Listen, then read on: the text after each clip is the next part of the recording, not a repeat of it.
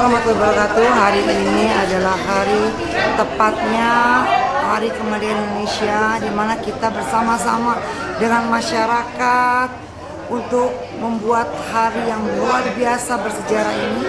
Bersama-sama kita kumpul merayakan hari kemerdekaan yang pastinya hari ini menarik karena kita bekerja sama dengan Kimia Farma, sahabat anak Fadel, di mana kegiatannya banyak sekali. Ada pengetahuan edukasi mengenai stunting, ada juga mengenai anak ibu lansia, ada juga mengenai public speaking, di mana yang dibicarakan Oki Asokawati sahabat saya, dan juga banyak narasumber dokter datang juga. Pokoknya banyak banget edukasi yang kita berikan kepada masyarakat.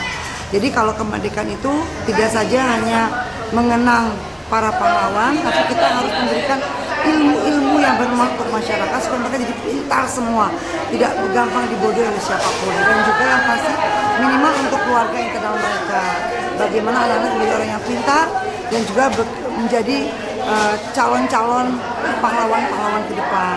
Oke guys, sekarang kita lihat acara-acaranya, mudah-mudahan menarik. Oke guys, pokoknya ikuti terus kegiatan sahabat Hana Hasanah Fadel di Gebrak Kampung.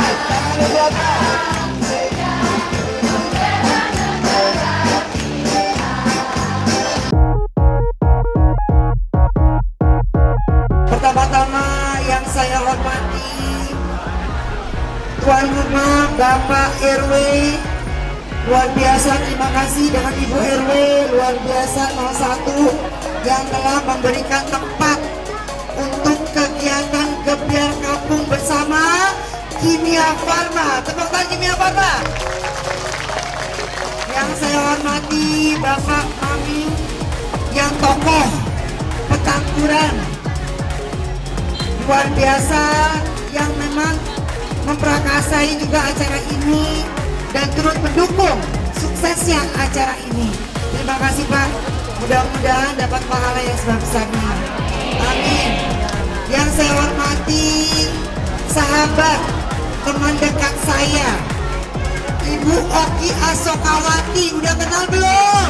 Anda mau foto enggak? Mau? Luar cantik ya? Waduh, luar biasa ya.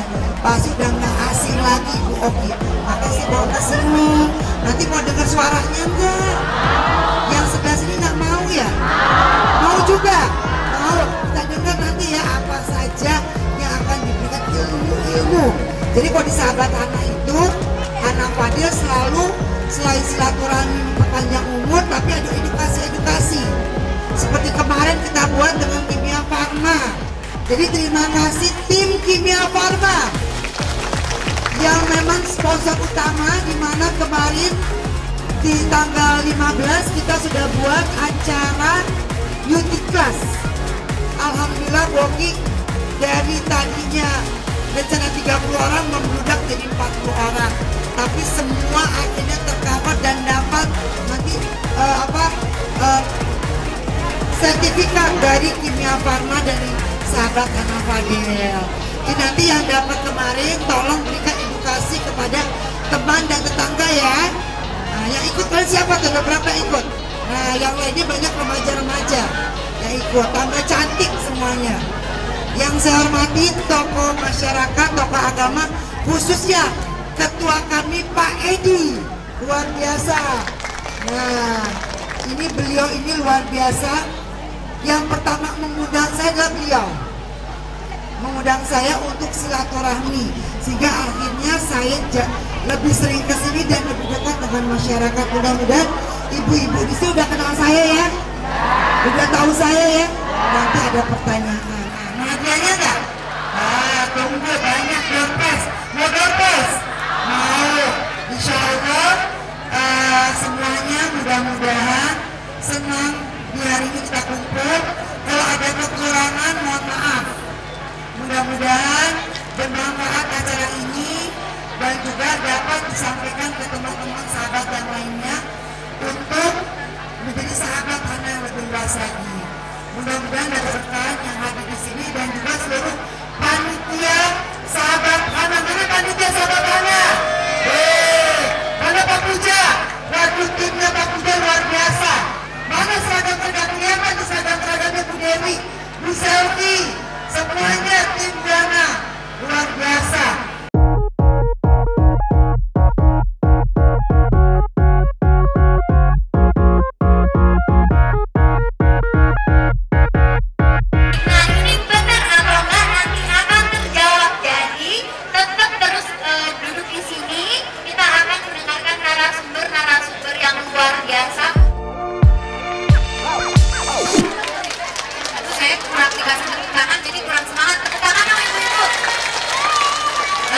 Assalamualaikum warahmatullahi wabarakatuh.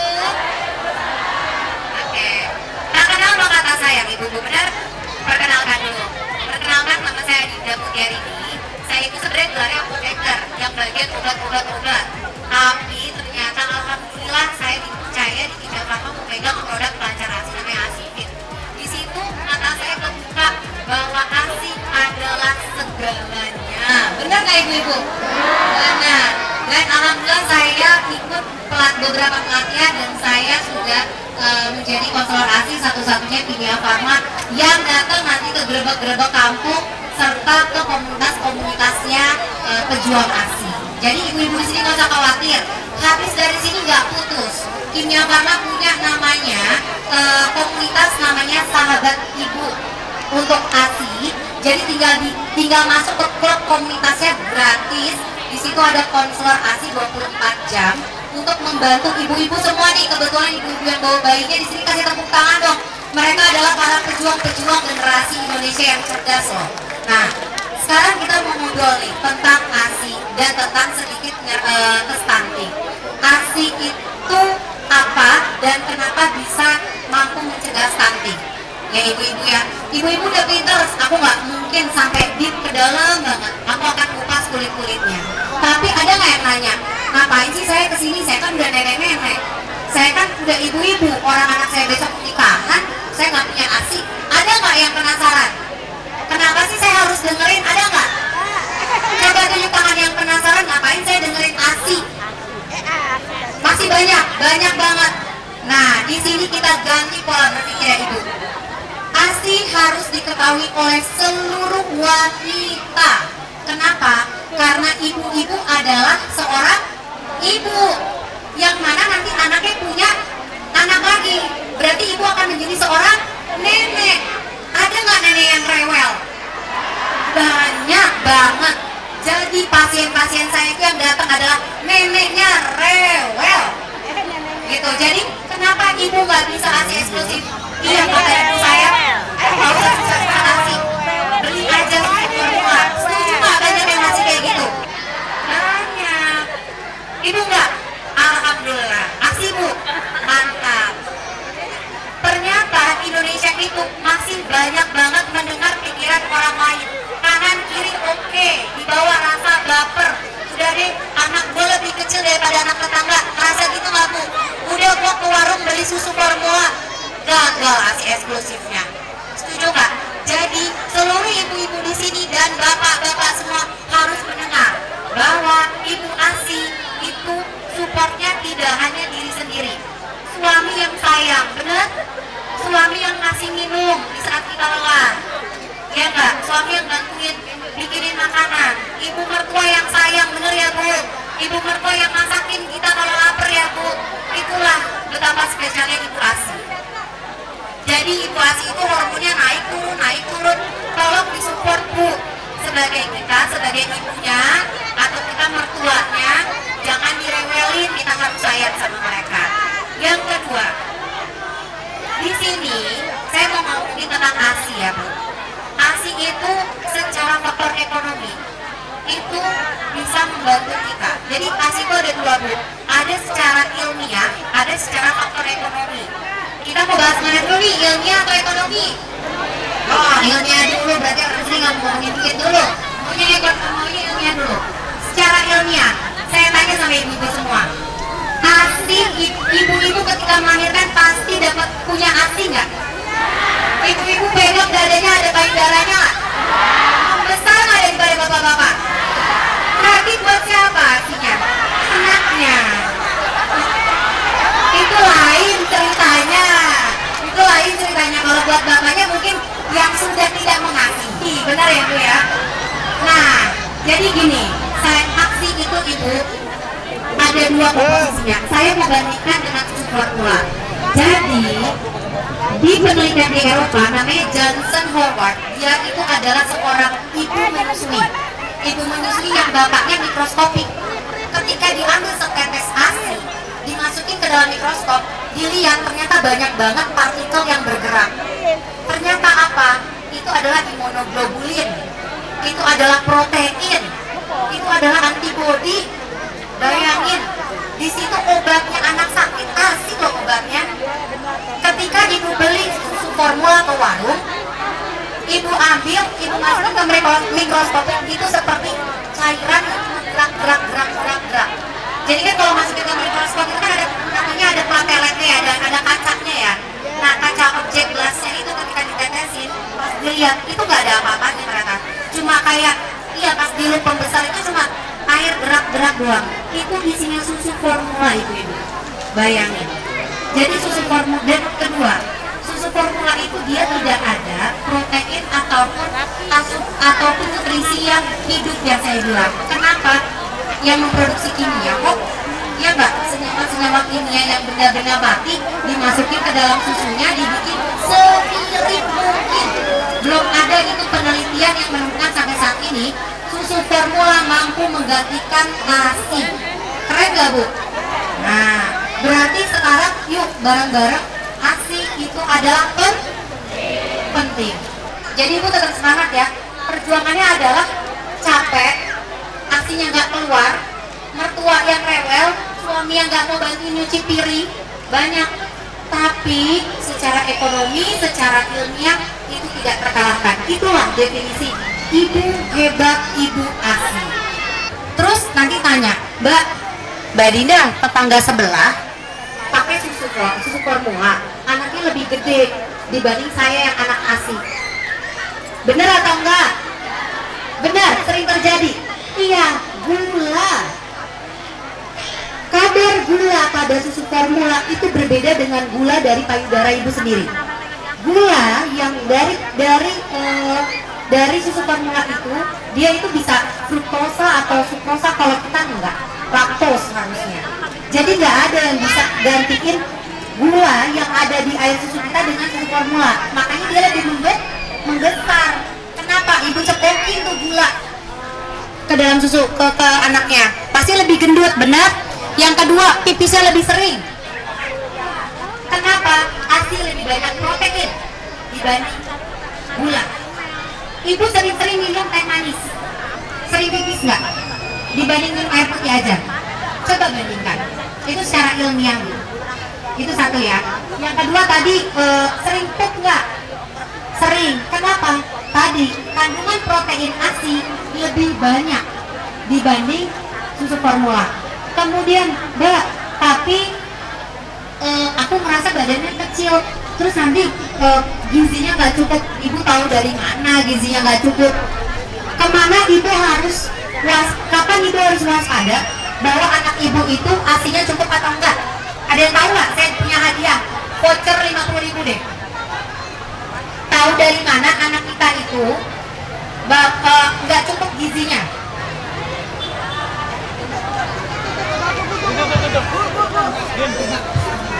Timbang posyandu benar, kurang tepat. Ibu ASI dong, Ibu ASI dong. Ibu ASI ada yang bisa jawab? Ibu, ya. Ada lagi mungkin. Yang Ibu ASI nggak ada jawab nih, nyerah. Mungkin cuma satu doang. Nyerah. Gimana Bu? Lihat umur enggak? Lihat dari timbang posyandu habis itu apa? Ya Bu. Bukan. Lihat dari KMS-nya. KMS. Ibu punya KMS. Gak mungkin gak punya. Marah dokter Indonesia nanti kalau nggak punya. Punya semua. Punya, ada grafiknya ditimbang di posyandu. Selagi nggak turun dari angka hijau, aman Bu. Hajar ASI. Nah, buka di KMS ya Bu. Nah, boleh kasih gimmick ya Mbak Sekar. Ibunya bawa KMS. Di KMS cek di grafiknya turun nggak? Kalau nggak turun ASI saya cukup. Kemudian yang kedua, Mbak, saya lihat rumah tetangga pas buka kulkas ASInya dari atas sampai bawah. ASI saya kasih buka sebotol juga nggak ada. Ngaruh nggak tuh Bu? Kenapa? Setiap anak, setiap hidup ibu memiliki komposisi ASI yang berbeda, memiliki kebutuhan ASI yang berbeda. Selagi anaknya tidak turun dari kurva hijau, maka anaknya bertumbuh, maka anaknya tidak stunting. Kapan dinyatakan stunting? Ketika di bawah grafik hijau. Nah, kalau sudah di bawah grafik hijau, jangan ibu juga gini. Saya habis dari kelurahan Petamburan, habis edukasi ASI, nggak mau. Pokoknya saya mau ASI. Padahal anaknya udah grafiknya udah oranye. Boleh nggak? Boleh. Ketika sudah turun dari grafik hijau, kita sebagai ibu, kita sebagai mertua, orang tua dari anak-anak kita harus menyadarkan bahwa memang ASI itu adalah yang terbaik. Tapi anakku sudah turun grafiknya, harus dikasih support. Tapi support hanya sebagai obat. Ketika sudah naik lagi di grafik, boleh dilanjutkan support? Tidak, lanjutkan lagi dengan ASI. Oke Bu? Jadi siap aksi nggak? Siap. Takut kendor nggak? Takut kendor, Bapak mau urusan belakangan. Nah. Oke. Selanjutnya tadi dari sisi ekonomi, dari sisi ilmiah. Sekarang tadi ada ibunya bilang, Mbak, aksi saya itu nggak keluar. Gini Bu, aksi nggak keluar tuh pikiran. Bayangkan, kalau udah ngasih, ibu berusaha tuh enggak. Pertama, minum air putihnya cukup nggak? Nah, minimal ASI harus minum air putih 3 liter. Jangankan ASI, orang normal aja harus berapa gelas? 18 sehari, 2 liter. Apalagi ASI, dikenyong terus. Setuju? Setuju. Bu, pertama Mbak, apakah Mbak sudah minum air putih yang banyak? Yang kedua, kandungannya benar nggak? Jadi ketika melahirkan, ibu itu harus langsung minta ke bidan, minta ke dokter lakukan inisiasi menyusui dini. Apa sih inisiasi menyusui dini? Lahir oe-oe, tempelkan ke dada kita. Tempelkan ke dada ibu minimal 1 jam. Kenapa? Ketika dia oe-oe, dia itu hangat di dalam ketuban, dibalut ketuban di dalam rahim itu hangat sekali. Ketika lahir kedinginan, makanya dia menggigil. Ibu dekat, dia subhanallahnya, ini nggak ilmiah kedokteran. Kita si bayi nempel di tubuh ibu, yang dia kedinginan menjadi hangat. Minta tambahin selimut ya, jangan habis supaya hangat gitu dibuka kambiar gitu nggak boleh. Jadi kita tidur, bayi nempel di dada kita, selimutin, biarin 1 jam. Entah kenapa, memang sudah takdir Allah, tiba-tiba rangsangan payudara itu keluar Bu. Karena apa? Skin to skin. Ibu sama suami cinta nggak Bu? Karena apa? Kalau dari ketemu tanda cinta nggak? Nafsu. Lain ceritanya kalau nafsu. Gawat kalau yang ini, gawat. Ibu kalau dipeluk anaknya seneng nggak? Ibu kalau dipeluk anaknya lagi capek, kalau anaknya belum ibu pulang nggak capek? hebat kan? Itu bonding. Ya Bu ya. Jadi pertama air minum, pelekatan, IMD-nya udah belum, kemudian aku punya satu trik nih. Tapi bisa ibu praktekkan atau enggak? Kita coba, kalau bisa nggak bisa nanti dapat yang mana ya, tanya-tanya. Pertama nih, Amida. Amida tuh gini, aku punya. Isinya mana yang lagi? Amida tuh gini. Bapak-bapak boleh merem ya. Ini apa Bu? Payudara lah Bu. Payudara. Ternyata payudara tuh tidak hanya payudara dan puting. Ketika ibu buka, banyak banget lenjarnya nggak? Nah, hati-hati ibu-ibu yang sudah agak menua, setiap setelah menstruasi pijat-pijat dadanya. Apakah ada benjolan atau enggak? Ada benjolan langsung lapor dokter ya. Nah, ini kelenjar. Seluruhnya dipenuhi ribuan kelenjar. Oke, disinilah menempel anak. Ketika pipinya atau bidara itu, dia ada namanya prolaktin dan oksitosin. Panjang lalu ceritanya. Jadi nanti terangsang di otak, otak-otak anakku haus. Tiba-tiba otak mengalirkan ASI. Di sini diproduksi. Si anak tinggal ngenyot. Jadi kunci utama ASI adalah sering-sering dikenyot sama anak. Nah, hati-hati ya.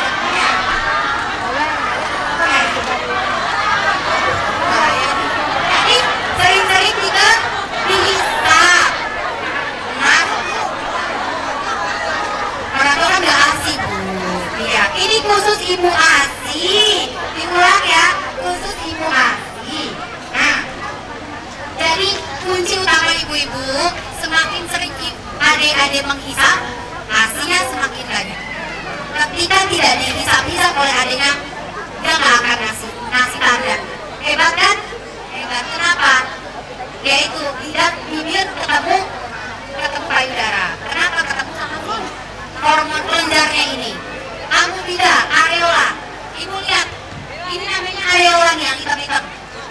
Lihat, areola harus penuh. Jadi bayi masukinnya penuh. Dihap kayak gini. Jangan dicup-cup. Cup-cup tuh berarti putingnya doang yang di ujung. Nggak boleh. Itu yang menyebabkan puting bengkak, puting lecet, dia punya berdarah atau pecah puting. Pernah ya pecah puting. Jadi nggak boleh begini Bu. Kalau begini salah. Jadi mulutnya harus masuk ke sebuah hitaman payudara. Nah, kemudian bibir bawahnya harus terbuka, harus gini, harus memble, dan harus nempel ke payudara. Kenapa dagu harus nempel ke payudara? Supaya hidung tidak tertutup payudara. Nah, semua ada triknya berasal dari dunia kedokteran dan ilmiah. Kalau dagu nempel di payudara, gak akan pernah yang namanya tertutup dong hidungnya. Ada nenek bilang gini, aduh kamu jangan nenek deh, aku nanti tertutup kalau kamu sambil nenek pun. Lihat aja, kalau payudara ujung dagu nempel ke dada, gak akan pernah hidungnya tertutup. Kenapa? Ibu pernah minum kayak gini, enak gak? Kalau begini enak gak? Enak. Ibu kalau minum begini, minumnya begini enak gak? Tinggal nelen. Enak, dibanding begini gimana nelennya? Susah. Jadi stimulasi ke diri kita. Dan pastikan si adik itu satu garis lurus sama badan. Satu garis lurus nih. Nah, si bayi itu harus satu garis lurus. Tidak boleh di ujung siku, tapi harus di sini. Nih. Kalau di siku dia kekepit, dia nggak akan nyenyot. Tapi kalau di sini dia akan nyenyot. Pastikan dagu nempel di payudara. Aku jamin nggak akan tertutup tulang hidungnya. Kali ini narasumbernya spesial, yaitu Ibu Oki Esopelati. Tepuk tangan dulu dong. Oke. Mungkin untuk Ibu Oki dipersilakan. Assalamualaikum warahmatullahi wabarakatuh. Waalaikumsalam. Yang saya sayangi, saya banggakan Ibu Hana Fadil Muhammad yang telah mengundang saya untuk berada di antara ibu-ibu sekalian, yang juga saya hormati Bapak RW 01 selaku Sebunai dan juga beserta Ibu, juga tentu Bapak-bapak, tokoh agama, tokoh masyarakat, dan juga tentu kepada Bapak Ginanjar yang sudah hadir berdiri di sana, juga untuk Mbak-mbak semua dan mas-mas yang saya lihat dari Kimia Farma, dan juga para ibu-ibu hebat sekalian. Kalau tadi Bu Adinda sudah menjelaskan mengenai pentingnya ASI untuk pertumbuhan anak-anak kita, sekarang pertanyaannya, kenapa sih kok kita perlu repot-repot? Karena tahun 2045 itu berarti 22 tahun lagi Indonesia itu diramalkan akan menjadi Indonesia yang hebat. Dalam arti kata, nanti tahun 2045 jumlah penduduk Indonesia yang muda lebih banyak dari yang lansia. Artinya, kalau yang muda lebih banyak, harusnya dia bisa bekerja, dia bisa berpendapatan bagus, dia sehat, sehingga bisa mengangkat derajat keluarga dan derajat bangsa. Tahun 2045 mereka-mereka ini yang akan menjadi topang keluarga.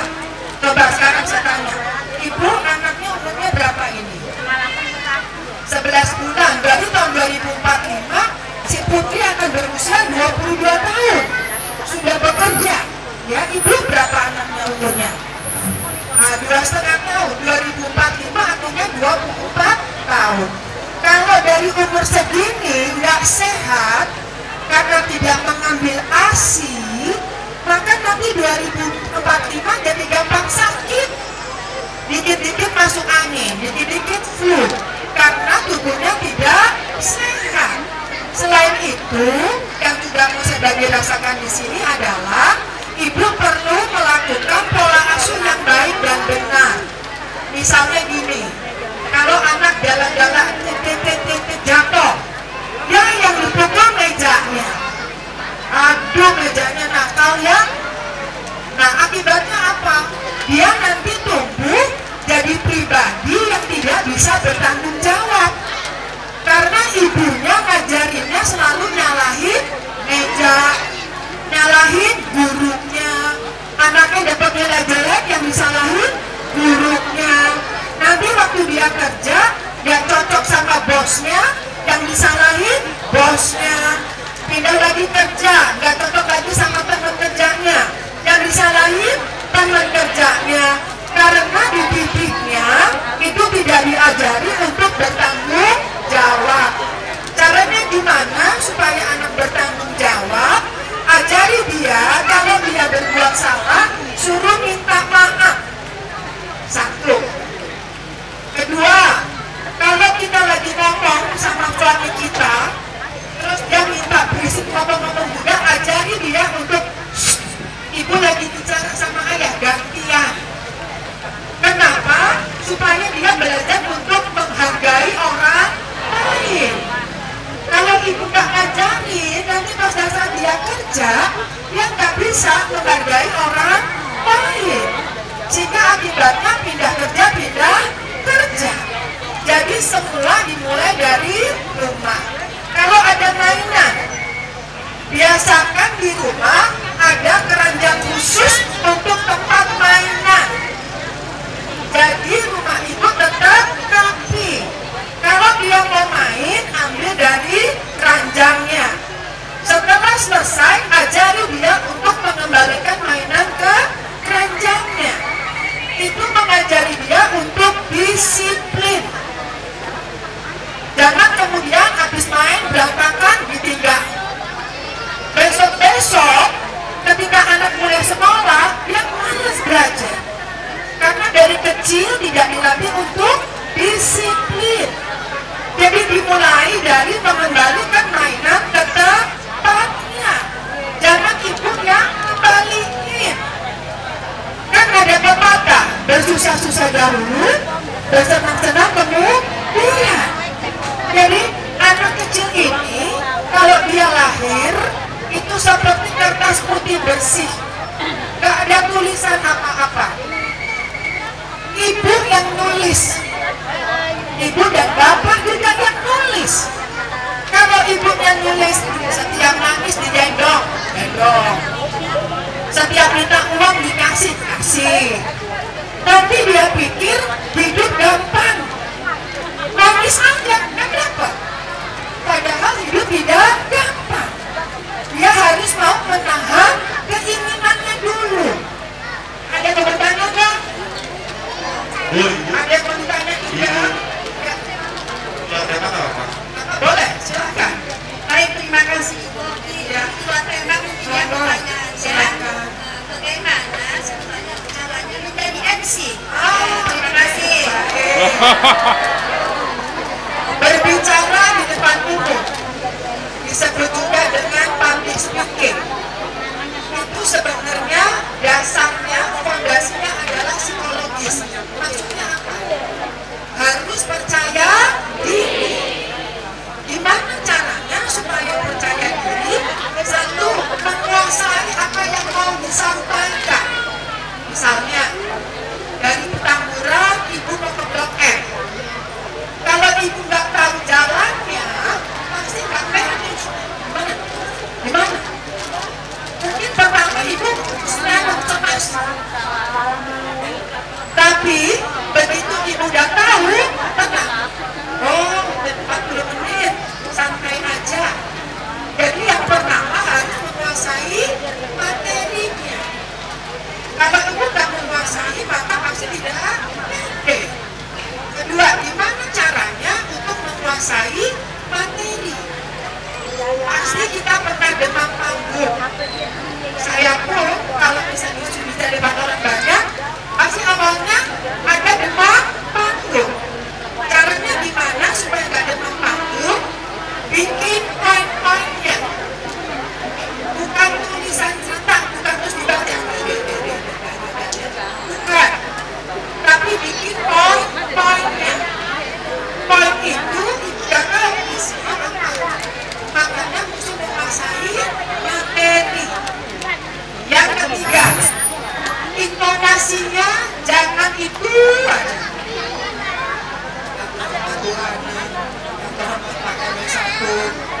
Begitu aja. Bosan orang dengarnya. Jadi yang terhormat, yang terhormat Bapak RW. Jadi ada intonasinya. Kalau mau orang kantor. Yang keempat, bahasa tubuh. Jangan harus diam aja. Enggak. Kami lakukan kontak dengan pendengar. Tangan ini adalah sambung kita dengan audiens. Jadi tangan juga boleh memberikan gerakan yang menguatkan apa yang kita sampaikan. Juga lihat semua ruangan. Sering saya lihat orang kalau misalnya pidato atau misalnya dia orang banyak, cuma di satu sisi aja lihatnya. Jadi satuan pandangan kita itu berupa huruf B. Dari sini belakang, depan kita lihat, belakang lagi, depan lagi. Jadi sampai huruf B. Semuanya itu diperhatikan.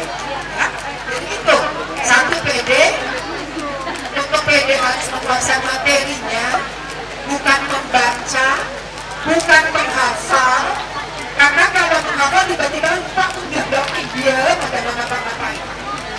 Kedua, bisa bikin poin-poinnya. Ketiga, bahasa tubuh yang menyapa para pendengar. Keempat, sapuan pandangan kita itu menyapu seluruh ruangan seperti itu. Dan kalau ada pertanyaan kita nggak tahu, jawab aja jujur. Waduh Bu, saya belum tahu tentang hal itu. Kita bisa lemparnya ke sumber lain. Mungkin kalau soal asli Ibu bisa tanya ke bagian kekimia farma. Jadi jangan bohong. Karena kalau kita bohong, nggak tahunya salah dan orang yang nanya itu tahu kita salah, kita bohong, maka nanti kita tidak mendapatkan kepercayaan lagi. Jadi jujur itu juga bisa dilakukan. Begitu Ibu tipsnya, singkat dan mudah-mudahan cukup menjawab ya. Baik, ada lagi yang lain? Oh, tadi Ibu Erman monggo silakan Bu Erman. Oh iya, silakan Ibu ada. Iya, silakan Bu Erman. Terima kasih kepada Ibu Roki kesempatan yang diberikan kepada saya, Yohana, RW, dan Bapak-Bapak sekalian. Saya akan mempertanyakan karena saya sering melihat bahwa ada satu ibu di dalam rumah sakit. Dia mempunyai air susu yang sangat banyak. Tapi anak tersebut tidak mau minum susu dari ibunya. Kebetulan saya tidak secara langsung suka membina ibu-ibu seperti ini. Saya juga agak kesulitan ibu untuk memberi kabar ibu ini bagaimana caranya memberi. Jadi saya kasih tahu masukkan nasinya ke dalam botol. Kemudian saya kasih tahu ke ibu. Kemudian kasih beberapa menit ke bayinya. Tapi selanjutnya anak itu juga masih mengeluarkan dari dokter. Ya, gimana cara saya harus menanamkan yang seperti ini? Terima kasih. Baik, Bu RW, ini yang sangat baru saya jelasin tadi, maka harus saya bilang saya nggak tahu. Emang nggak punya ilmunya tentang ASI. Karenanya, Bunda, monggo silakan menjawab. Oh, ada bayi yang nggak suka sama ASI. Gitu. Itu apa ya penjelasannya, Bu? Monggo. Kalau belum minum sama sekali dicek ibu, apakah ada di dalam mulutnya seperti sariawan, yang mengganggu atau tumbuh gigi. Jadi sangat banyak parameter. Oh, kenapa anak kok udah berjam-jam nih 10 jam nggak minum? Kita lihat tanda-tandanya. Demam tidak, sakit nggak anaknya? Karena secara normal anak itu pasti haus. Nah, sakit nggak? Pertama ada demam nggak? Kita lihat tremor bisa nggak? Nggak. Kita buka mulutnya, kita center. Ada nggak yang mengganggu sekitar mulutnya? Jangan-jangan sariawan, jangan-jangan tumbuh gigi. Di depan-depan tumbuh gigi bisa membuat dia kurang minumnya. Nah, jika seperti itu, biarkan anak senyaman mungkin dan berikan secara teratur selama 2 jam. Nanti tetap disusui 2 jam, susui 2 jam. Sampai anak itu kembali lagi ritmenya. Jika memang tidak, harus segera ke dokter. Karena pasti ada sesuatu di dalam mulut bayinya atau di dalam lambungnya sehingga dia bisa kita sebut kolik. Ibu pernah dengar kolik? Kolik itu kembung. Nah, seperti itu. Atau pijat bayi perutnya. Pijat bayi gampang ibu. Putar dari perut sebelah kiri ke arah bawah. Secara perlahan. Putar lagi sejarum 24 jam. Ibu putar lagi. Jika memang tidak mau, memang dalam 1 hari tidak mau, harus dibawa. Pasti bermasalah. Ya, rasa ASI itu ada hubungan dengan makanan yang dimakan sama ibu nggak sih? Oh, tidak ada ya. Jadi itu mitos. Kalau kita makan durian, asinya rasa durian. Kalau kita minum es, anaknya flu. Itu mitos. Kalau minum kopi, anaknya nggak bisa tidur. Enggak. Kalau kopi ada hubungannya sedikit, kafein. Tergantung kadar kopi. Kalau kadarnya terlalu berlebihan, maka mempengaruhi seluruhnya si kopi. Jadi kalau misalnya makan durian yang terlalu berlebihan, ibu makan durian 3 bulan, itu akan mempengaruhi ke diri ibu maupun ke bayi. Tapi kalau dia cuma makan sebulan gitu, kita ingin sekadar kita. Nah, kopi segelas, 2 gelas itu boleh banget. Jadi sebenarnya pantangan ibu hamil dan menyusui, kalau ibu hamil banyak ya. Kalau ibu menyusui apa sih pantangannya? Ada nggak ibu-ibu? Ada bohongin. Pantangannya adalah apa yang nggak disuka sama ibunya. Jangan dimakan. Ibunya nggak suka pete, dikasih pete nggak boleh bohongin. Jadi boleh makan pete menyusui? Boleh. Rasa pete susunya? Nah, oke. Pedes nggak ibu? Nggak ngaruh. Asin, pedas, manis, dingin, dan lain-lain nggak ngaruh. Tapi kalau kafein ya, itu kan berarti kopi asupan, ada senyawa kimia yang masuk dalam tubuh tanpa makanan yang alami ya Bu. Kalau alami itu kayak duren, kemudian nangka, ya, itu nggak apa-apa. Kopi berlebihan yang tidak boleh, tapi boleh kalau dia ada misalnya 2 gelas sehari atau 3 gelas. Merokok tentu, merokok boleh nggak ibu-ibu? Sangat tidak boleh ibu. Karena apa? Akan memberikan rokok pasif smoker namanya. Jadi bapaknya pulang rokok megang bayi, boleh nggak ibu-ibu? Nah boleh, mandi dulu. Kenapa? Hati-hati DKI Jakarta, penyebab ISPA tertinggi. Ya gitu ya. ISPA itu pernapasan atas, infeksi saluran pernapasan atas. Jadi bapaknya habis merokok 2 batang, cium istrinya, tempel ke baju, nikotinin tempel ke baju kita. Kemudian bayinya kita gendong, menghirup nggak bu? Itulah yang terjebak pernapasan.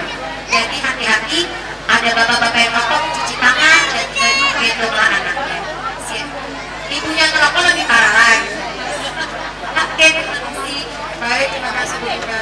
Untuk menjawab Pak RW, baik. Ada lagi yang mau bertanya? Ya, silakan Ibu. Saya namanya Yani, Bu Yani dari Eropa.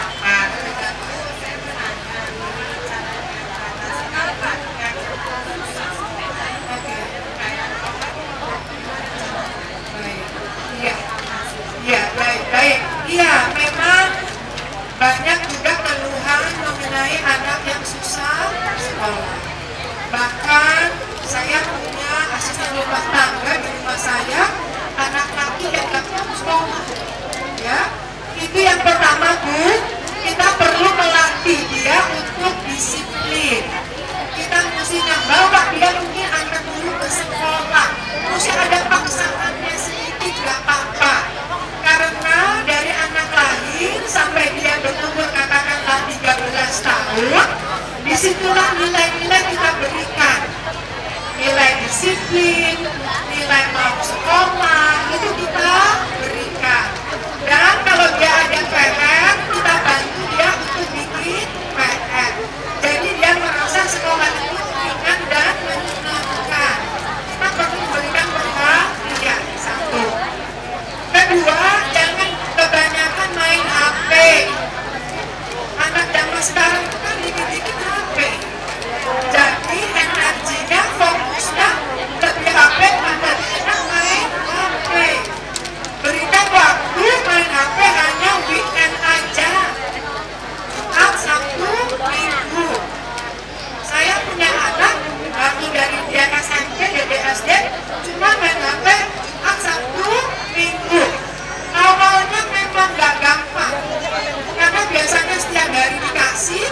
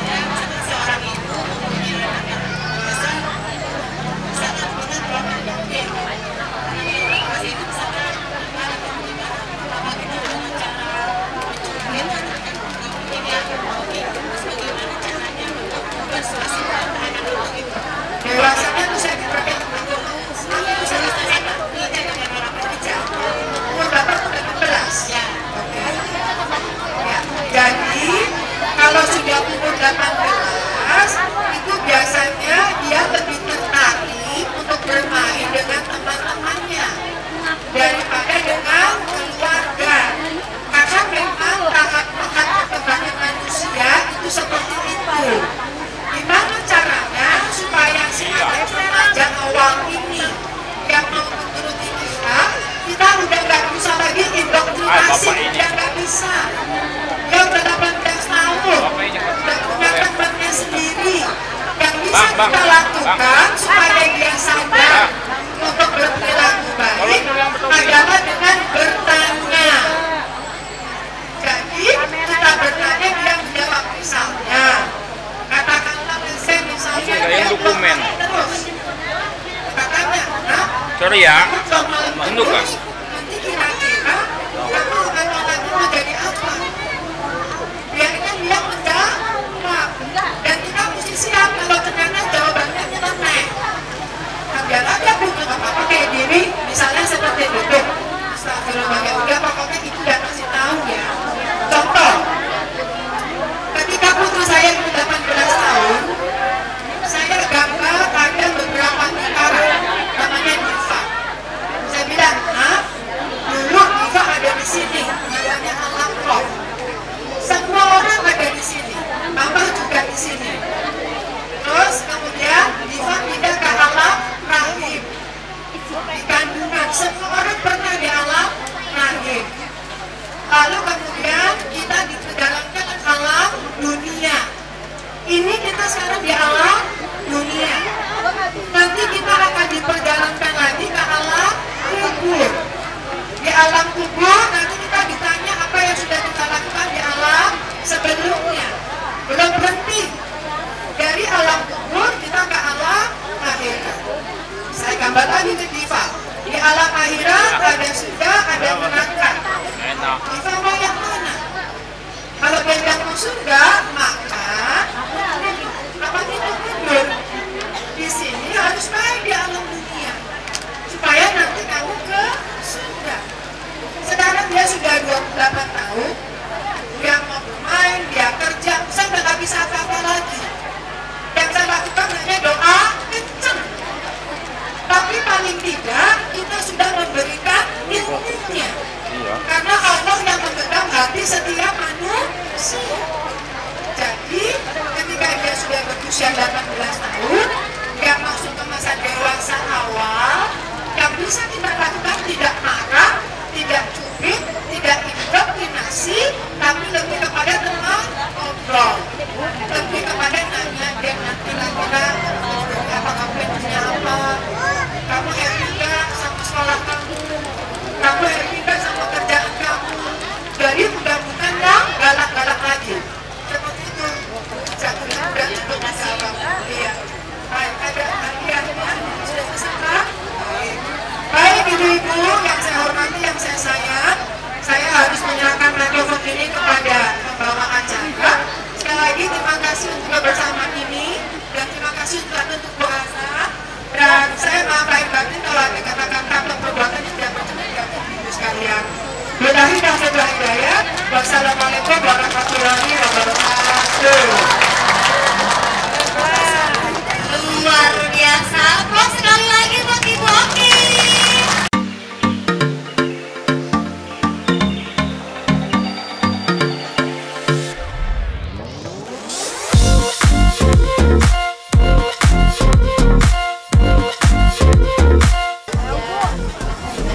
Gak ada 329. 329 gak ada?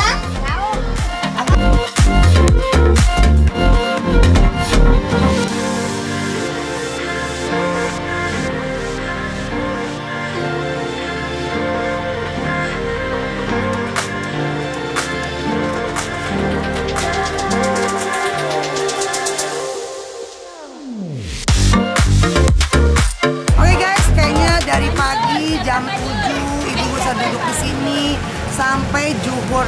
Alhamdulillah nggak beranjak dan menikmati sekali dari sajian Bu Oki, dari kita, saya juga sahabat Tanah Fadel, juga dari Kimia Farma. Ya memang mereka kayaknya nggak beranjak karena ilmunya luar biasa tinggi sekali dan mereka bisa bawa pulang. Selain itu juga mereka dapat goodie bag yang luar biasa. Door prize juga menarik ya, dari sahabat Oki dan sahabat Tanah. Jadi kita minta coba Bu Oki, apa sih harapan kita untuk masa depan? Coba Bu Oki. Oke, sesuai dengan tadi apa yang disampaikan, semoga stunting itu bisa diminimalisir.